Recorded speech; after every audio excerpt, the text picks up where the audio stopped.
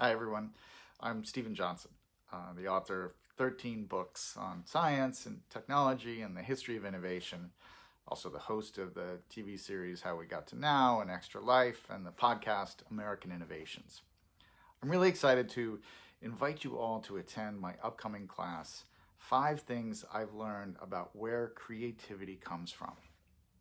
So I've been lucky enough in my career to tell stories about a wide range of different disciplines, from the battle against epidemic disease, neuroscience, computer games, early chemistry, city planning, and so on.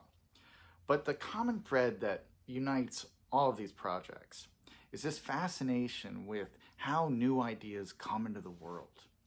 I've been studying history's most innovative thinkers, looking for clues about the creative process, how it really works in practice.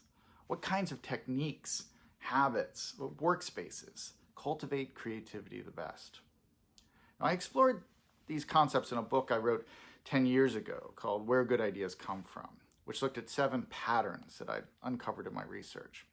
Since that book came out, I've been collecting a series of tools and techniques that encourage creative thinking, not just for the geniuses that I've written about, but really for all of us.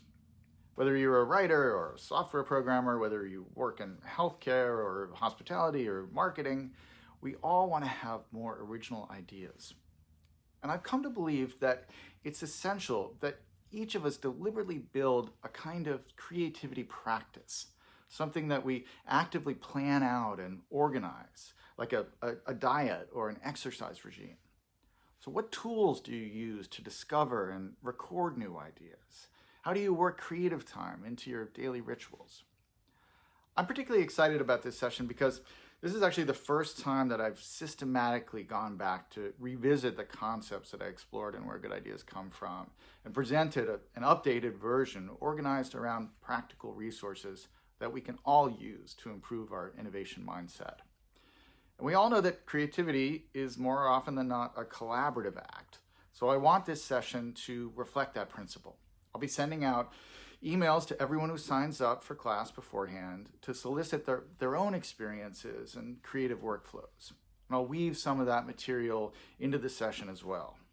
And after the class, I'll share a document with resources and further reading that summarizes the collective wisdom of the whole class. One of the books that most influenced me in my 20s was a book by the tech writer Howard Rheingold. It was called Tools for Thought.